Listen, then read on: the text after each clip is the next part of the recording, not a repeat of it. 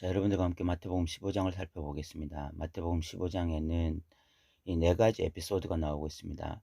이 첫 번째, 이 바리새인과 서기관들이 예수님의 제자들이 음식을 먹기 전에 손을 씻지 아니한다라고 이렇게 딴지를 거는 내용이 나와 있고, 두 번째, 이 가나안 여인의 믿음에 대한 이야기가 나와 있고, 세 번째, 예수님께서 갈릴리 그 호숫가에서 많은 사람들을 고치신 내용이 나와 있고, 네 번째, 4천 명을 먹이신 사건이 나와 있습니다. 우리가 이 네 가지 에피소드를 한번 각각 살펴보도록 하겠습니다. 첫 번째, 이 예루살렘으로부터 온 바리새인과 서기관들이 예수님께 나와서 그 예수님의 제자들이 장로들의 전통을 범하고 있다. 음식 먹을 때에 손을 씻지 않는다라고 이렇게 딴지를 걸고 있는 내용이 나와 있습니다. 이 장로들의 전통이라는 것은 모세 오경과는 구별되는 것이었습니다. 그 구약의 모세 오경이 있는데, 그 모세 오경에 손을 씻고 음식을 먹어야 된다라는 이런 정결법이 나와 있는 것이 아니라, 이 장로들의 전통이라고 하는 것은 그런 모세 오경에 기반해서 스스로 이 율법 해석서를 만든 것입니다. 삶에 적용할 율법 해석서를 만들고, 그래서 그 율법 해석서 안에 정결법으로서 음식을 먹기 전에는 반드시 손을 씻어야 된다, 이런 계명을 집어넣은 것이죠. 제자들은 음식을 먹기 전에 손을 씻지 않았고, 이에 대해서 예루살렘으로부터 온 바리새인과 서기관들이 예수님께 왜 이런 장로들의 전통을 범하고 있느냐라고 따지고 들어오고 있는 것입니다. 이 예루살렘으로부터 바리새인과 서기관이 왔다라고 하는 것은 아마도 이 바리새인과 서기관들, 이 파송된 바리새인과 서기관들은 어떤 공적인 사람들이었다. 그 예루살렘 어떤 공의에서 보낸 공적인 사람들이 아니었을까, 이렇게 추측할 수가 있습니다. 이에 대해서 예수님께서 대답하신 것이 무엇이냐면, 너희는 외식하는 자들이다 라고 말씀하셨습니다. 7절에 보면, 외식하는 자들아, 이사야가 너희에게 대하여 잘 예언하였도다. 이 백성이 입술로는 나를 공경하되 마음은 내게서 멀도다 라고 말씀하셨습니다. 그 당시에 고르반이라고 하는 제도가 있었습니다. 그 고르반이라는 것이 무엇인가 하면, 어떤 것에 대해서 나는 이것을 하나님께 드릴 것입니다 라고 선언하는 것, 이것이 고르반입니다. 그러면 이미 하나님께 드려진 것으로 선언되었기 때문에 이제는 이 것에 대해서는 누구도 사용할 수 없었고, 다른 어떤 대상에게 이 물질을 사용하면 되지 않았습니다. 그렇게 모든 것을 하나님께 드릴 것이다, 고르반이다 라고 말을 하고 난 다음에, 이것은 하나님께 드려질 것이기 때문에 부모에게도 사용할 수 없고 누구에게도 사용할 수 없다, 이렇게 말을 하면서 정작 부모 공경을 하지 않으면서 동시에 하나님께도 드리지 않았던 것입니다. 말로는 고르반이다, 하나님께 드릴 것이다 라고 말을 해놓고는 그것을 빌며 삼아서 부모 공양을 하지 않은 거예요. 부모 공양을 하지 않으면서 결국은 하나님께로 드리지 않고 부모도 섬기지 않는 이런 이중적으로 잘못된 행동을 하고 있었던 것이 그 당시에 바리새인들이나 서기관들이었던 것입니다. 예수님은 이런 바리새인들과 서기관들의 위선적인 모습을 간파하시고는, 외식하는 자들아, 입술로는 하나님을 존경하지만 마음은 하나님으로부터 너희가 떨어져 있다.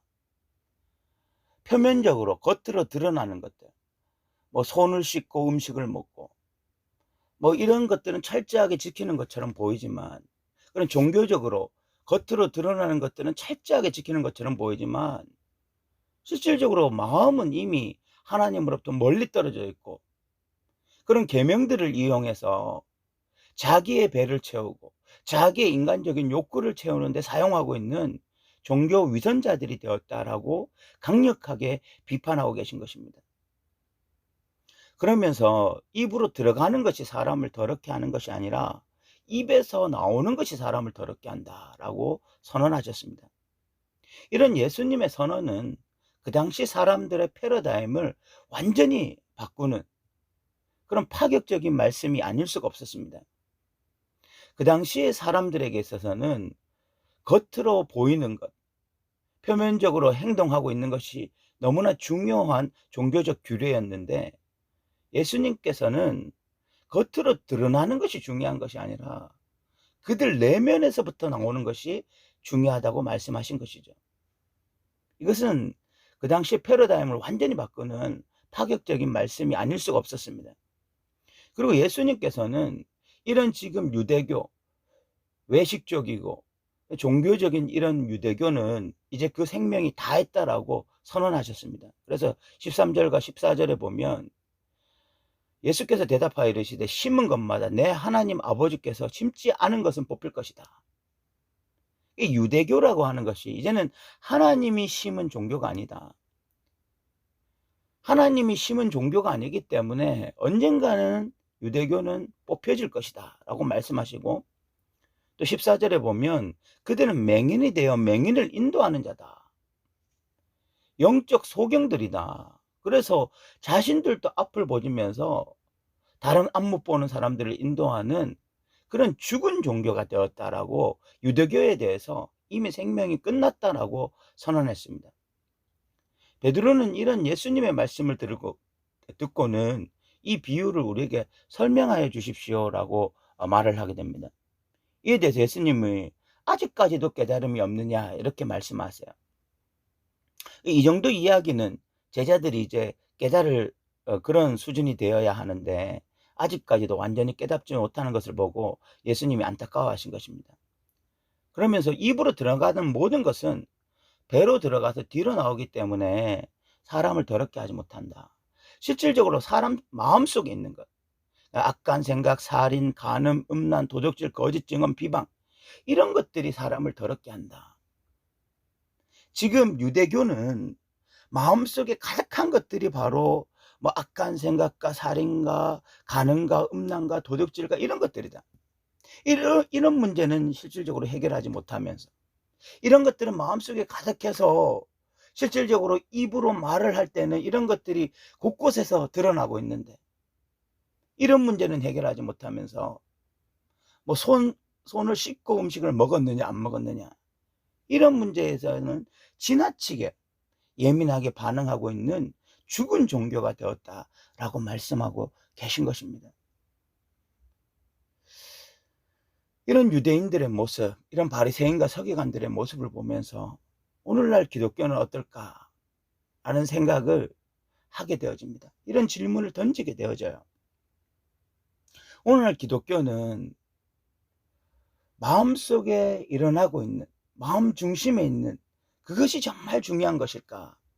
아니면 표면적으로 드러나고 있는 몇 가지 규칙을 지키고 있는 것에 관심을 두고 그런 일들에 헌신하고 있을까? 정말 이 질문을 하지 않을 수가 없습니다.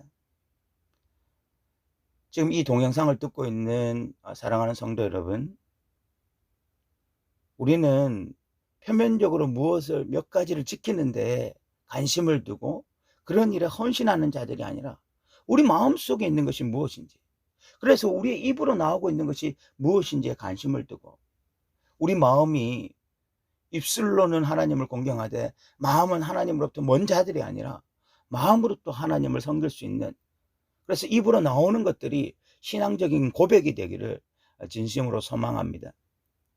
두 번째 이야기는 가나안 여인의 믿음에 대해서 나오고 있습니다. 예수님께서 두로와 시돈 지방으로 들어가셨는데 가나안 여인이 예수님을 보면서 소리를 지르는데 주 다윗의 자손이여 라고 소리를 지릅니다. 그 이방인 백부장이 떠오르는데, 이방인 백부장도 그렇고 이 가나안 여인도 그렇고 예수님에 대한 정확한 인식이 있었습니다. 주님이라는 인식이 있었고, 또 다윗의 자손, 이 다윗의 자손이여 라고 외치는 것은 결국은 예수님이 메시아시다라는 선언이거든요. 그런 믿음의 고백인 것입니다. 이 이방 여인이 예수님을 향해서 주님이라고 고백하고 다윗의 자손이라고 고백하는 것은 굉장히 놀라운 일입니다. 그러면서 자신을 불쌍히 여겨달라, 내 딸이 흉악하게 귀신 들렸다라고 이제 고백하게 됩니다. 예수님이 이것에 대해서 반응을 하지 않으세요. 이런 이방 여인의 외침에 대해서 반응을 하지 않으니까 제자들이 답답해서 이 여자를 좀 어떻게 해보십시오라고 이야기를 합니다. 그때 예수님께서 충격적인 이야기를 두 가지로 하시는데, 첫 번째가 나는 이스라엘 집에 잃어버린 양 외에는 다른 데로 보내심을 받지 않았다. 그래, 지금 나의 사역은 이스라엘인들에게 초점이 맞춰져 있지 지금 이방인들에게 초점이 맞춰 있지는 않다, 이런 말씀을 하신 거죠. 이 말씀은 굉장히 충격적이고, 어쨌든 이 여인의 외침에 대해서, 이 여인의 간청에 대해서 1차적으로 거부를 한 것입니다. 두 번째, 여인이 저를 도우소서라고 외치면서 외치소서라고 외쳤을 때 예수님도 대답하시기를 두 번째로 충격적인 말씀을 하셨는데, 자녀의 떡을 취하여 개들에게 던짐이 마땅치 않다. 이 말씀은 유대인들이 자녀들이라면 이방인들은 개다라고 말씀하시는 것입니다. 굉장히 모욕적인 말씀입니다. 이런 모욕적인 말은 2차적으로 또 이 여인의 요청에 거부를 한 것입니다. 이 정도 되면 이 여인이 실족해야 됩니다. 그냥 예수님의 말씀에 나가 떨어져서 그냥 예수님을 거부하고 돌아서야 될 것 같습니다.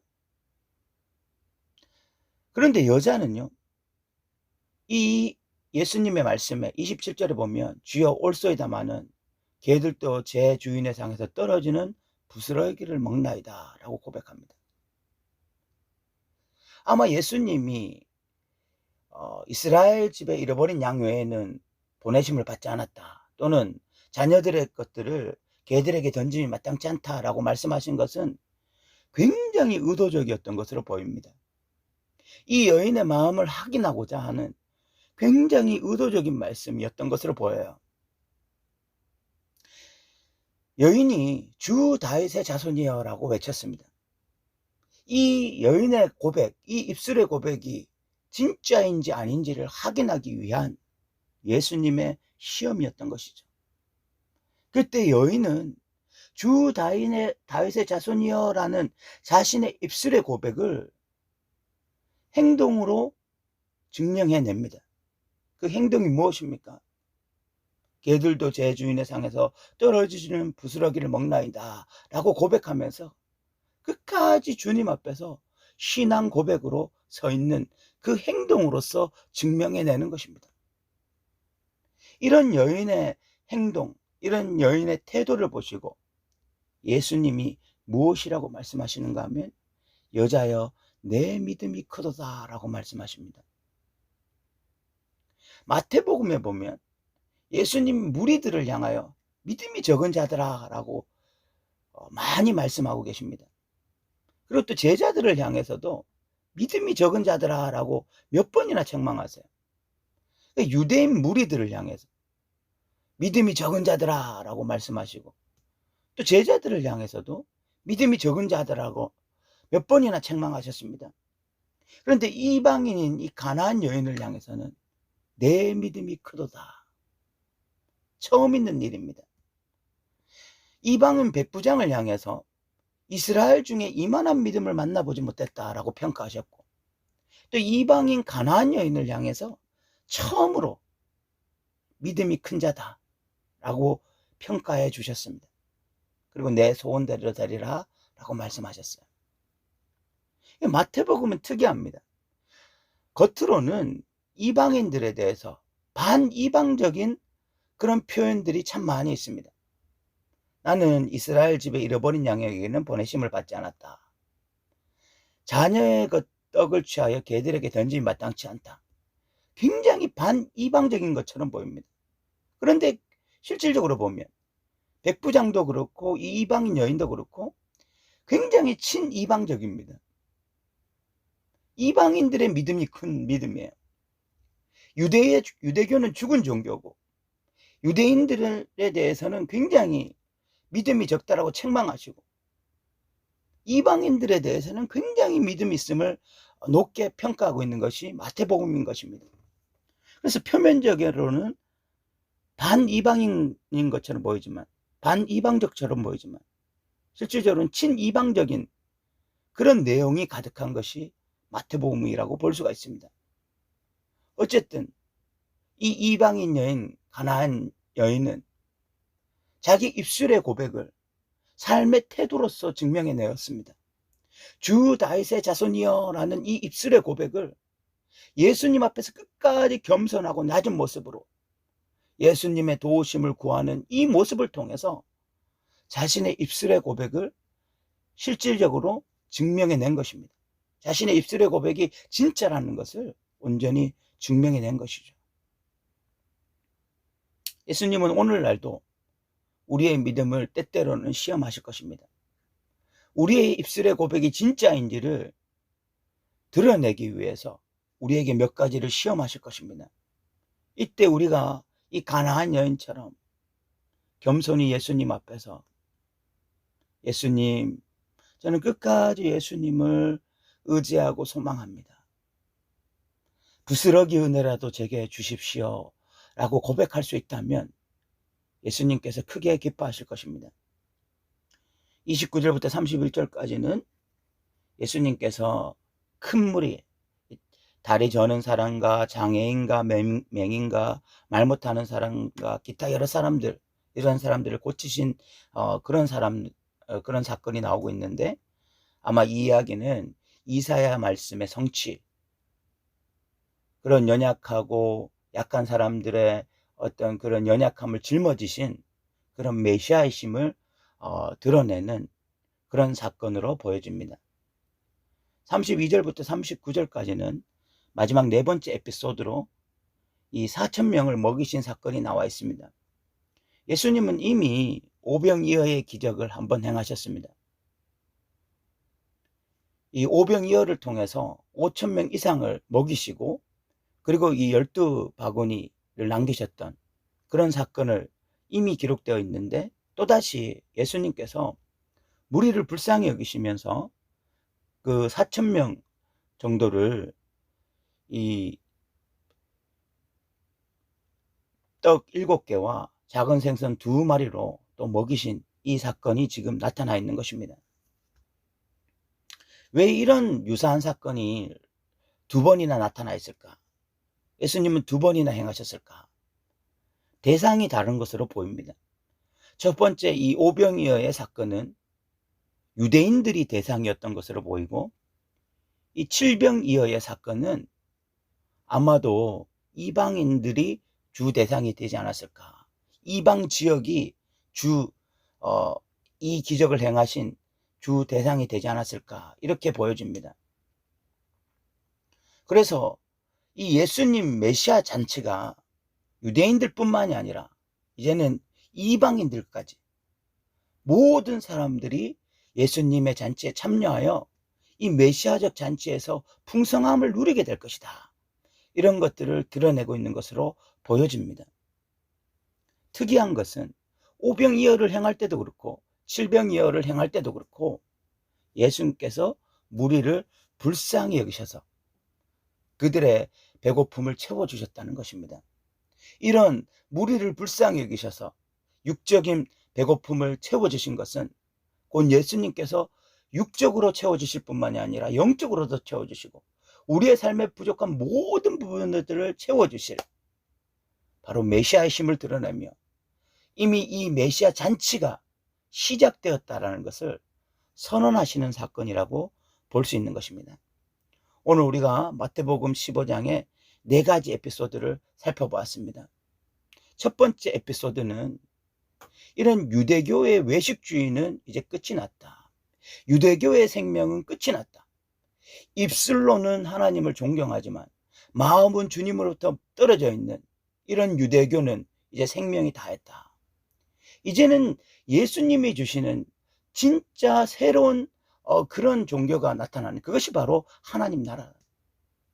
하나님 나라 안에서는 입술로 하나님을 공경할 뿐만이 아니라 마음이 새로워져서 마음으로 하나님을 공경하게 될 것이다, 그 이야기를 하고 있는 것입니다. 두 번째, 가나안 여인에 대한 이야기. 가나안 여인은 예수님으로부터 2번이나 모욕적인 이야기를 들었고 예수님으로부터 2번이나 거절을 당했지만 주 다윗의 자손이여 라는 이 여인의 고백을 끝까지 겸손한 태도로 증명해내었습니다. 그녀의 행동이 그녀의 신앙 고백을 증명해내었습니다. 세 번째는 예수님께서 많은 기적을 행하시는 것, 특별히 병자들을 고치심으로 이사야의 메시아상이 온전히 성취되고 있는 모습을 보여주고 있고, 이 칠병이의 기적은 결국은 이 메시아적 잔치가 유대인들 뿐만이 아니라 이제는 이방인들까지, 유대인이든 이방인이든 누구라도 예수를 주로 고백하는 자들에게는 이 메시아적 잔치에 온전히 포함되어져서 충분히 누릴 수 있다는 것을 드러내고 있는 사건으로 보여집니다.